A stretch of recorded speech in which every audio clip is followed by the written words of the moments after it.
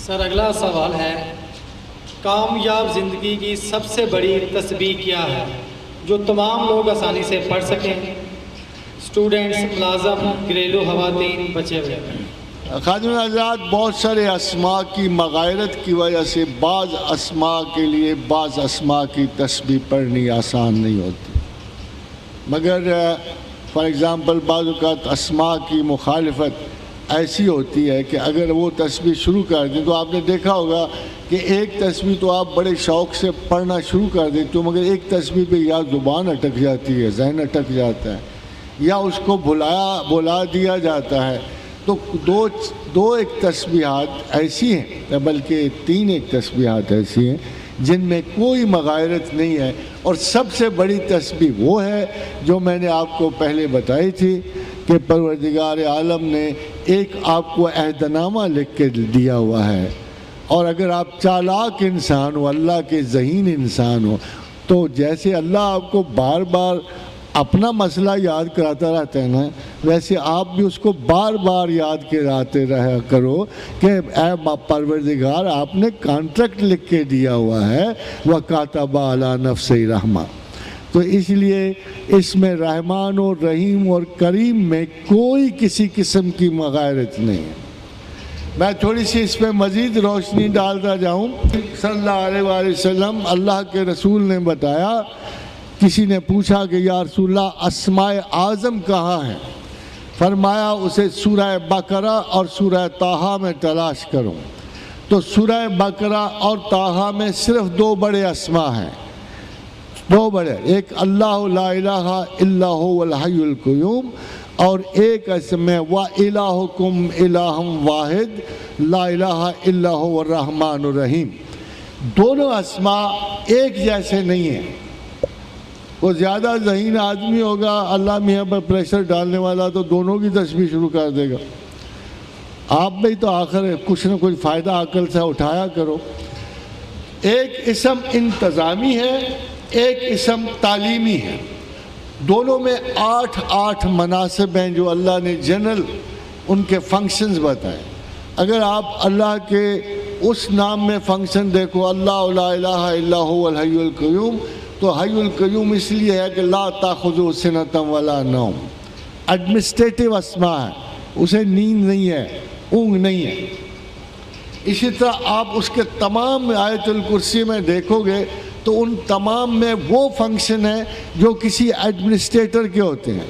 جاسوسی کا نظام ہے، ہر چیز کی انفارمیشن اس کے پاس ہے، اجازت وہ بخشتا ہے، معافی وہ دیتا ہے، من ذا الذی یشفع عنده الا باذنہ، بغیر اجازت کوئی ریکمنڈیشن نہیں چلے گی، جس کو اجازت دے صرف وہی ریکمینڈ کرے گا، اور وہ اپنی تمام مخلوقات کی حفاظت سے بے خبر نہیں ہے، اور وہ اس نے اپنے علم سے تمام چیز کو گھیرا رکھا، اس کا انفارمیٹری پروسیس مکمل ہے۔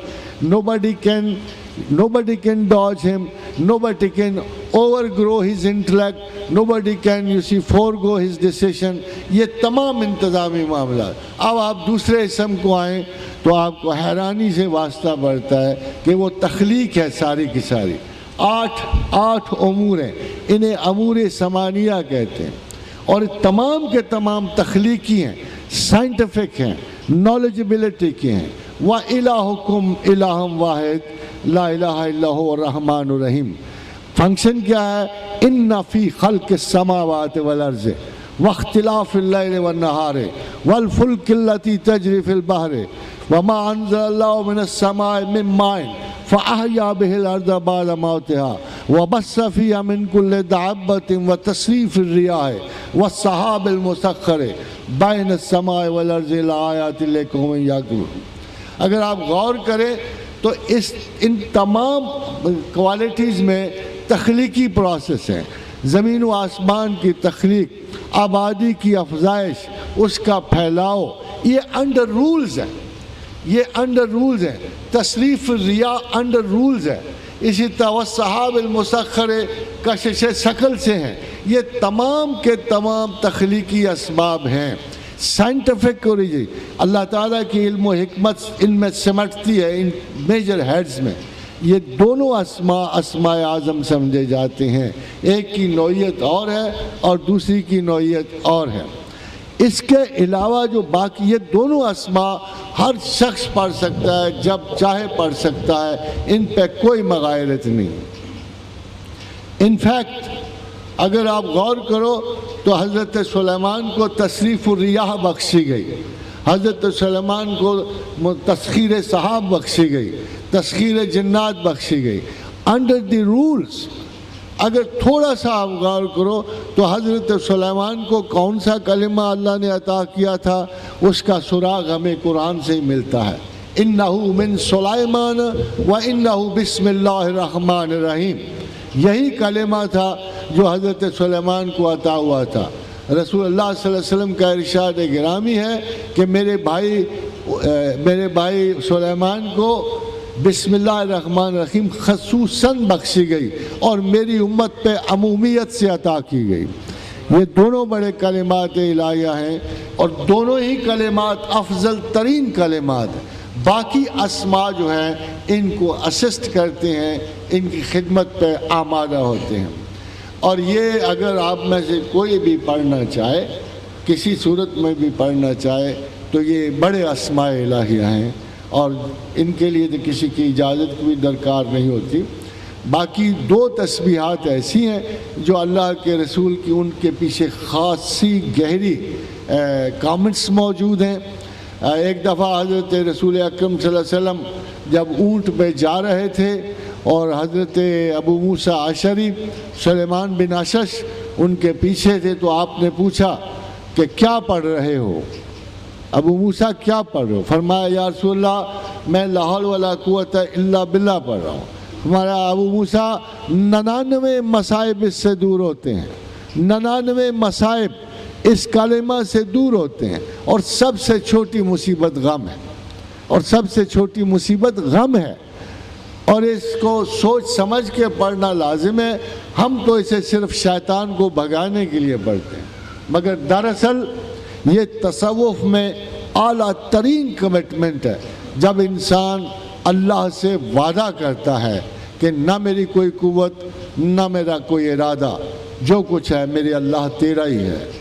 اور جب آپ اپنی قوت اپنا ارادہ رضاکارانہ طور پہ خدا کے سپرد کر دیتے ہو، تو پھر اللہ سے یہ امکان ہی نہیں ہے کہ وہ آپ کے لیے بھلائی اور بہتری کے اسباب جمع نہ کر دے۔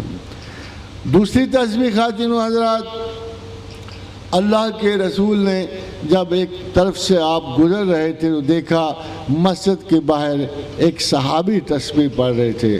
پوچھا کیا پڑھ رہے ہو؟ فرمایا یا رسول اللہ یا ذل جلال والاکرام کی تسبیح کر رہا ہوں۔ فرمایا مانگ، اس نام سے اللہ دیتا ہے، مانگ اس نام سے اللہ دیتا ہے۔ یا ذل جلال والاکرام کے اسم گرامی سے اللہ دیتا ہے۔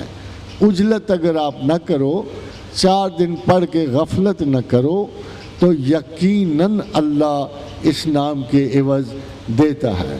ہم جو انسان کے بارے میں اللہ نے بنیادی بات کہہ دی کہ بہت اجلت پسند ہے، یہی آپ حال استادوں کا کرتے ہو، یہی پیر و فقیروں کا کرتے ہو۔ ایک پیر فقیر سے دعا منگوائی، پوری نہیں ہوئی، اس کو چھوڑا دوسرے پیر کے پاس چلے گئے۔ آپ پروفیشنل مریض ہو چکے ہو اور وہ پروفیشنل پیر ہو چکے ہیں۔ اب چیزوں کا ثواب کہاں سے اور فائدہ کہاں سے ہو؟ اور پھر اللہ بڑی اچھی طرح جانتا ہے۔ دیکھو یہ آپ غلط گمان نہ کرنا اللہ کے بارے میں، وہ اچھی طرح جانتا۔ الا یعلم ما خلق، اس نے آپ کو بنایا ہوا ہے، اس کو اچھی طرح پتہ ہے کہ یہ ضرورت کے تحت مانگ رہے ہیں۔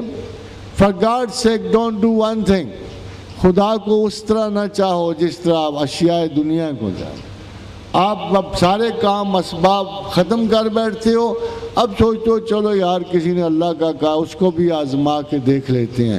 تہجد شروع ہو جاتی ہے، داڑیاں بڑھ آتی ہیں، بدن پہ فقیرانہ کپڑے آ جاتے ہیں، 2-4 چلے شروع ہو جاتے ہیں، 15-16 مراقبات میں پڑ جاتے ہو، 1-2 سال گزرتے ہیں، پھر کہہ دو یار اللہ بھی آزما کے تک لے۔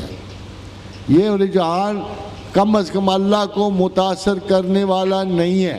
He knows what you think, He knows what you plan, He knows you right from your mind. اس لیے خدا کو کبھی بھی طاقت کے کسی حصول کے لیے مت چاہو. اللہ کی یاد اللہ کے لیے کرو. فاذکروا اللہ کا ذکرکم آباءکم، ایسے یاد کرو جیسے اپنے آباء و اجداد کو کرتے ہو، محبت سے، ان سے، تعلق سے. ہاں او شدہ ذکر، ذرا زیادہ کرو تاکہ وہ سمجھے کہ تم ہر چیز سے بڑھ کر اللہ کو چاہتے ہو. اللہ کبھی بھی لسر مقام نہیں ہوگا. میں آپ کو رب کعبہ کی قسم کھا کے کہتا ہوں، اللہ کو ذہن میں اس کا مقام دے دو، وہ اگلے دن آپ کو مل جائے گا. مگر اگر اس کے مقام کے تعین میں غلطی کرو گے تو وہ قیامت تک آپ کو نصیب نہیں ہوگا. کیا عجیب بات ہے کہ پہلا سانس وہ دے، آخری سانس وہ دے، ماں باپ وہ دے. کوئی نہیں چنتا ماں باپ. ہاں مال حسب نسب وہ دے، رزق وہ دے، تعلیم وہ دے، رشتے ناتے وہ دے، جاب وہ دے، عزتیں وہ دے، عمر آخر وہ دے. کیا عجیب بات ہے کہ سب کچھ دینے والے کو آپ سب سے نچلے مقام پہ رکھتے. ہندوؤں سے بدتر ہو گئے ہم. وہ بھی زندگی کے آخری حصے میں خدا کی تلاش کو لازم قرار دیتے ہیں. مسلمان وہ ہے جو اپنے پہلے شعوری لمحے سے ہی خدا کو ٹاپ پرائیورٹی سمجھتا ہے. جو اللہ کو ترجیح اول نہیں سمجھتا وہ خدا کا سراغ نہیں پا سکتا. پہلے دماغ کی یہ غلطی درست کر لو، پھر دیکھو اللہ کس طرح تمہاری طرف امٹ کے آتا ہے، کیسے دعائیں قبول کرتا ہے. وَلَا تَحْنُوا وَلَا تَحْزَنُوا، میرے بارے میں سستی نہ کرو، اللہ کہتا ہے، غم نہ کرو. یہ ہلکی پھلکی آزمائشیں ہیں. مجھے اپنے عزت و جلال کی قسم ہے کہ انتم الاعلون ان کنتم مومنین، تم ہی غالب ہو اگر مومن ہو. یہ دیکھ لو کہ تم مومن ہو کہ نہیں ہو.